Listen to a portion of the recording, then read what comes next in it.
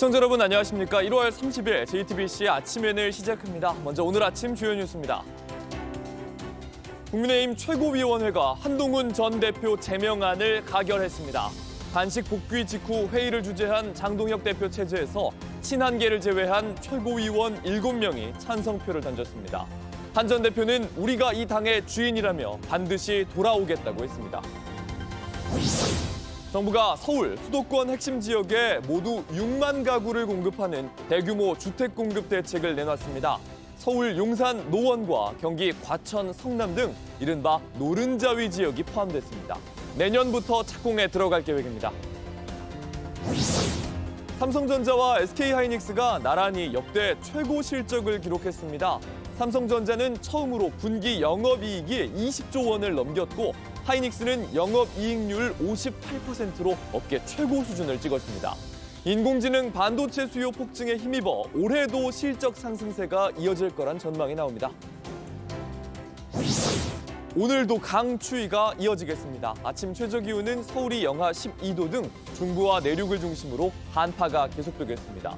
오후에도 대부분 지역이 영하권에 머물겠습니다. 이번 추위는 주말부터는 풀리겠습니다. 국민의힘이 한동훈 전 대표를 제명했습니다. 한 전 대표의 가족이 윤석열 전 대통령 부부를 비난하는 글을 올렸다는 이른바 당원 게시판 사태 15개월 만입니다. 최고위원 9명 중 7명이 찬성했습니다. 한동훈 전 대표는 우리가 이 당의 주인이라면서 반드시 돌아오겠다고 했습니다. 한민정 기자입니다. 장동혁 국민의힘 대표가 단식에서 복귀한 뒤 처음 열린 최고위원회에 한동훈 전 대표 제명안이 상정됐습니다. 결국 탄핵 찬성에 대한 보복이라고 생각합니다. 친한계 우재준 최고위원이 반대했지만 강경파 최고위원들은 정리해야 한다고 목소리를 높였습니다. 저 가족도 많은데요. 제 가족 다 동원해서 장동혁 대표 음해하고 송원석 원내대표 음해하고 107명의 국회의원 음해해도 놔두시겠습니까? 우리 당의 미래를 위해 우리의 악성 부채들을 정리해야 합니다. 비공개 회의 때 이뤄진 거수 표결에서도 반대한 건 우 최고위원뿐이었습니다. 투표를 하지 않았다고 밝힌 양향자 최고위원을 제외한 나머지 7명이 찬성했습니다. 이심 전심으로 다 통한다고 봐야 되지 않겠어요? 한 전 대표는 결국 2023년 12월 22일 입당한 지 769일 만에 당적을 박탈당했습니다. 2024년 11월 윤석열 전 대통령 부부를 비난하는 글을 한 전 대표 가족들이 썼다는 논란, 이른바 당원 게시판 사태가 불거진 지 1년 3개월 만입니다. 국민의힘 당원 당규에 따라 향후 5년간 최고위 승인 없이는 복당할 수 없습니다. 한 전 대표는 바로 국회로와 입장을 냈습니다. 저를 제명할 수는 있어도 국민을 위한 좋은 정치의 열망을 꺾을 수는 없습니다. 기다려 주십시오. 저는 반드시 돌아옵니다. 지지자들을 향해선 우리가 이 당과 보수의 주인이라며 절대 포기하지 말라고도 했습니다. 앞으로의 행보에 대해 말을 아꼈는데 친한계에서도 징계 효력 정지 가처분 문제 등 법적 조치는 신중해야 한다는 목소리가 나옵니다. JTBC 한민정입니다. 정부가 수도권을 중심으로 한 주택 공급 계획을 발표했습니다. 총 6만 가구 가운데 절반이 넘는 곳이 용산과 노원 등 서울 지역입니다. 내년부터 착공에 들어가는데 판교 신도시의 2배가 넘는 규모입니다. 정아람 기자입니다. 정부 공급 대책의 포인트는 서울과 수도권 노른자위를 중심으로 주택을 늘리겠다는 겁니다. 비인기 지역이 많다는 지적을 받았던 과거 대책들과 차별화를 시도한 것으로 보입니다. 도심에 위치한 부지나 낡은 청사 등을 활용하여 발굴한 것으로 기존에 계획된 용산 물량을 포함하여 총 6만 호를 공급할 계획입니다. 전체 6만 호 가운데 서울 물량이 절반이 넘고 경기도 부지도 과천과 성남 등 인기 지역입니다. 서울에선 공급 물량이 13,000가구가량의 용산구 일원과 6,800가구를 공급하는 태릉 CC 등이 주요 부지입니다. 경기도 과천 경마장 부지와 성남 공공주택지구 등에도 총 16,000가구가 넘는 새 집을 짓는다는 계획입니다. 모두 합하면 29,000가구의 판교 신도시 2개보다 큰 규모인데 시장의 예측을 뛰어넘었다는 평가입니다. 정부가 주택 공급에 대해서 강력한 이 공급 의지를 가지고 있다라고 하는 시그널을 주는 게 가장 중요한 어떤 입장이 아닐까라는. 정부는 사업계획 수립과 기존 시설 이전 등을 빠르게 추진해 내년부터 착공에 들어가겠다는 계획입니다. 또 공급 물량을 추가로 발굴하기로 했습니다. 정부가 이렇게 속도를 내는 건 지난해 강력한 10.15 대책에도 집값이 불안한 흐름을 보이고 있기 때문으로 풀이됩니다. 서울 아파트값은 이번 주 14주 만에 가장 큰 폭으로 올랐습니다. 강한 상승 국면에서 서울에 있는 주택 공급을 원하는 사람들에게 좀 기다리면 주택 공급은 분명히 늘릴 것이라고 하는 메시지요. 대규모 공급 대책이 최근 이재명 대통령이 직접 꺼낸 다주택자 양도세 혜택 중지 카드와 맞물려 집값을 안정시킬지 주목됩니다. JTBC 정아람입니다. 코스피 상승을 견인하고 있는 삼성전자와 SK하이닉스가 사상 최대 실적을 냈습니다. 삼성전자는 국내 기업 최초로 분기 영업이익이 20조 원을 돌파했고 SK하이닉스는 업계 최고 수준의 영업이익률을 기록했습니다.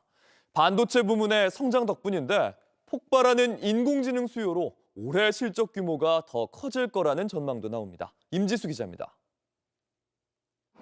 삼성전자가 지난해 4분기 사상 최대 실적을 기록했습니다. 영업이익은 20조 737억 원으로 전년 동기 대비 209% 뛰어올랐는데 그중 16조 원이 반도체 부문에서 나왔습니다. 매출도 93조 8,374억 원으로 23.8% 늘었습니다.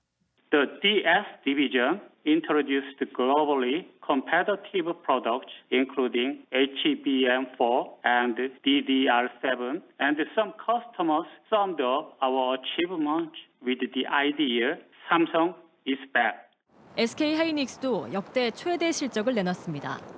지난해 4분기 매출은 1년 전 대비 66% 뛰어오른 32조 8,267억 원, 영업이익은 137% 늘어난 19조 1,606억 원을 기록했습니다.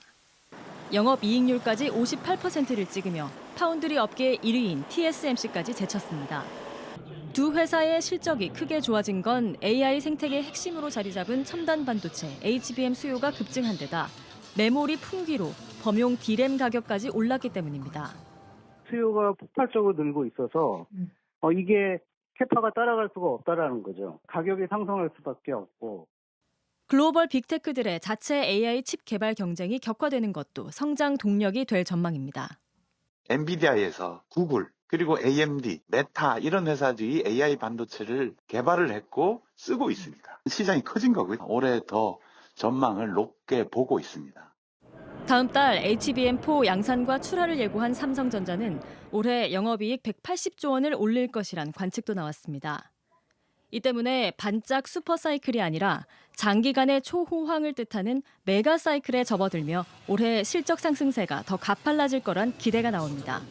JTBC 임지수입니다. 쿠팡 개인정보 유출 사태와 관련해 해롤드 로저스 쿠팡 임시대표가 오늘 경찰에 출석합니다. 쿠팡의 자체 조사 과정에서 증거를 인멸했는지 여부가 수사의 핵심입니다. 이세영 기자입니다. 로저스 쿠팡 임시대표가 오늘 오후 2시 경찰에 출석합니다. 로저스 대표는 지난 1일 국회 청문회를 마친 뒤 한국을 떠났습니다. 예정된 출장이라고 밝혔지만 경찰 출석을 2차례 피해 수사 회피 의혹이 제기됐습니다. 통상 3차례 이상 불출석하면 체포될 수 있어 이번 소환에 응한 것 아니냐 관측도 나옵니다. 로저스 대표는 쿠팡 자체 조사 과정에서 증거를 인멸하고 수사를 방해한 혐의를 받습니다. 지난달 국회 청문회에선 자체 조사가 정부기관 지시에 따른 것이라고 했습니다. They told us to reach out to the suspect. We can provide those names to you. 그러면서 자체 조사는 성공 사례라고 평가했습니다. It's incredibly rare for a private company and the government to work in a cooperative manner like this and have such a success. 또 빠져나간 고객 정보는 3천 건에 불과하다고 말했습니다. 하지만 경찰은 유출 규모가 수천만 건에 달하는 것으로 보고 있습니다. 경찰은 오늘 조사에서 자체 조사 경위와 증거 훼손 여부를 들여다볼 계획입니다. 경찰이 출국 정지를 요청했지만 검찰은 자진 입국 경위 등을 고려해 출국 정지에 신중해야 한다는 입장을 전한 것으로 전해졌습니다. JTBC 이세연입니다. 온라인에서 화제가 된 뉴스, 화제가 될 뉴스를 골라 전해드립니다. 아침엔 소셜픽입니다. 2026 밀라노 코르티나 동계올림픽 개막식이 일주일 앞으로 다가왔습니다. 최종 리허설을 마친 밀라노, 곳곳에선 기대감도 느껴집니다. 27개 나라 전문가들이 함께 꾸민 이번 개막식, 참여하는 인원만 1,300명이 넘습니다. 개막식을 위해 준비한 시간이 700시간. 패션의 도시에서 열리는 올림픽인 만큼 준비한 의상도 1000여 벌이나 됩니다. 가장 어린 참가자 10살부터 최고령자인 70살까지 개막식 무대에 온 힘을 다합니다. Racconteremo le anime, le due anime diverse anche di questi giochi olimpici, quindi la città e la montagna. Raccontando la città faremo un grande tributo a quello che Milano rappresenta nel mondo della moda. 개막식엔 팝스타 머라이어 캐리, 이탈리아 테너 안드레아 보첼리, 피아니스트 랑랑 등이 참여합니다. 토리노 올림픽 이후 20년 만에 이탈리아로 돌아오는 이번 올림픽에 대한 기대감, 밀라노 곳곳에서도 느껴지기 시작합니다. Le Olimpiadi sono un grande sport che racchiude tanta gente professionale, atleti molto importanti e spero che Milano possa restituire il colore e la professionalità che merita. 공군 특수비행팀 블랙 이글스가 일본 기지에 착륙했습니다. 일본 항공자위대가 처음으로 국군 항공기에 급유를 지원했습니다. 지난 28일 검정과 노랑으로 칠해진 블랙 이글스 편대가 차례차례 활주로에 내려앉습니다. 항공자위대라고 쓰인 건물, 그리고 일본 국적 항공기들이 보이는 이곳, 일본 오키나와의 나하 기지입니다. 일본 방위성은요, 블랙 이글스의 방일에 대해서 한일 양국 고개 비행팀의 교류는 처음이라면서 한일 방위 협력을 강화해 나가겠다고 알렸습니다. 함께 올린 사진엔 일본 고개팀인 블루 임펄스와 함께 대원들이 인사를 나누는 모습도 담겼습니다. 일본이 사우디아라비아 에어쇼에 참가하기 위해 출발한 우리 블랙 이글스 항공기의 중간 급유를 지원한 건데요. 지난해 11월 두바이 에어쇼에 참가하는 과정에서 일본 측이 최근 블랙 이글스가 독도를 비행한 걸 문제 삼으면서 급유 계획이 일방적으로 무산된 일이 있었습니다. 이후에 한일이 다시 협조를 추진하면서 처음으로 급유 지원이 성사가 된 겁니다. 이걸 계기로 상호 군수 지원 협정 체결 등 본격적으로 한일 간의 방위 협력이 이어질 걸로 보입니다. 소셜미디어에서 이란인들이 유명 화장품 브랜드를 부수고 버리는 영상이 퍼지고 있습니다. 전 세계 이란 사람들이 분노한 이유는 뭘까요? 색색의 화장품을 모조리 다 부수고 전부 파냅니다. 물에 흘려보내고 변기에 버리는가 하면 이렇게 불태우기까지 합니다. 미국의 메이크업 아티스트 후다 카탄이 만든 유명 화장품 브랜드 후다 뷰티를 보이콧하자는 움직임입니다.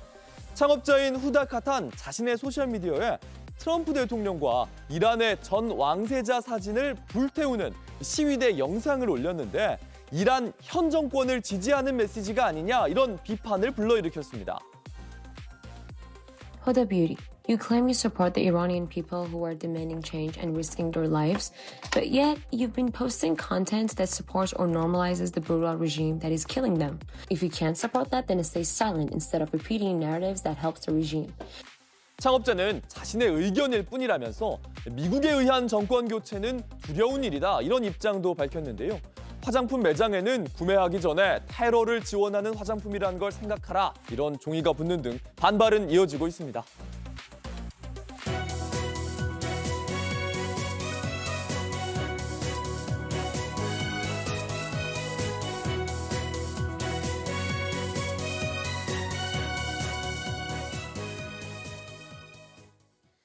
윤석열 전 대통령 재임 당시에 한남동 관저에 골프 연습장을 지었다는 의혹, 감사원이 불법으로 지어진 것이었다고 결론을 내렸습니다.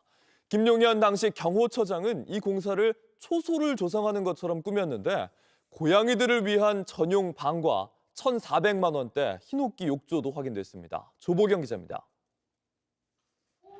2024년 국정감사 때 스크린 골프장이란 의혹이 제기된 한남동 관저의 한 건물입니다. 창고로 제가 창고라고요? 윤 전 대통령은 부인했지만 감사원은 불법적으로 지어진 골프 연습장이라고 결론 내렸습니다. 행안부의 토지 사용 승인과 기재부의 승인이 필요한데 이에 필요한 절차도 거치지 않은 상황이었습니다. 김용현 당시 대통령 경호처장은 공사를 주도하며 서류에는 초소 조성이라고 쓰도록 하고 외부에서 시설이 보이지 않게 나무를 심도록 하는 등 보안을 강조했다는 사실도 새롭게 드러났습니다.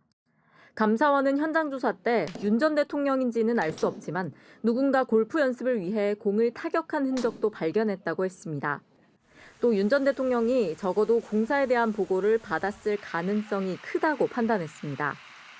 윤 대통령 내외가 거주한 곳에서는 흰옥기 욕조, 다다미방, 그리고 반려묘실도 확인됐습니다.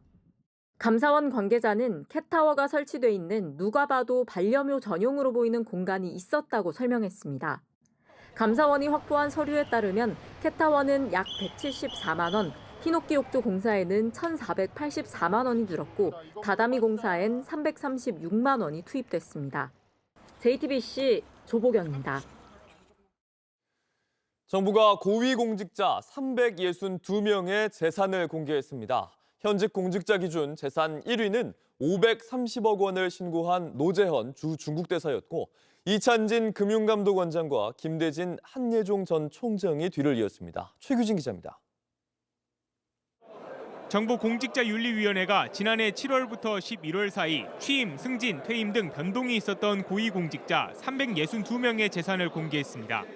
현직자 재산 1위는 노재헌 주 중국대사로 서울 이태원 연희동 복합건물과 구기동 주택, 예금과 증권을 포함해 530억 원을 신고했습니다. 2위는 이찬진 금융감독원장으로 서울 서초, 성동, 중구의 부동산과 310억 원 규모 예금 등을 포함해 384억 원을 신고했습니다. 앞서 이 원장은 청문회와 국정감사에서 야당의 재산 문제 제기에 취임 당시 보유했던 국내 상장 주식은 전량 매각했다고 밝힌 바 있습니다. 재산이 지금 얼마 정도 되세요? 한 500억 이상 되나요? 그렇게 되지 않습니다. 300에서 400 사이일 것 같습니다. 정확하게 평가를 하기 어렵습니다. 주식 거래는 어떻게 했어요? 주식은 다 처분했습니다. 해외 주식이 좀 남아있는 그런 상태입니다. 3위는 김대진 한국예술종합학교 전 총장으로 배우자 명의 반포동상가와 예금증권 등을 포함해 지난해보다 120억가량 늘어난 342억 원을 신고했습니다. 현직 장관 가운데서는 네이버 대표 출신인 최희영 문화체육관광부 장관이 238억 원으로 가장 많았고 한성숙 중소벤처기업부 장관이 221억 원으로 뒤를 이었습니다. 차관급에선 최동석 인사혁신처장이 57억 원, 김영수 문화체육관광부 1차관이 46억 원을 신고했습니다. 특히 이번 재산 공개엔 지난해 7월부터 11월까지 청와대에 합류한 전 현직 비서관 25명이 포함됐는데 평균 재산은 약 27억 원으로 집계됐습니다. 이번 재산 공개는 통상 매달 말에 이루어지는 것과 달리 지난해 9월 국가정보자원관리원 화재로 신고 기간이 연장되면서 약 4개월 만에 이루어졌습니다. JTBC 최규진입니다. 도널드 트럼프 대통령이 관세 정책 덕분에 미국이 부자가 되고 있다면서 미국 중앙은행인 연준의 금리 인하를 거듭 압박했습니다. 하지만 실제로는 무역 적자가 오히려 늘어난 걸로 확인됐습니다.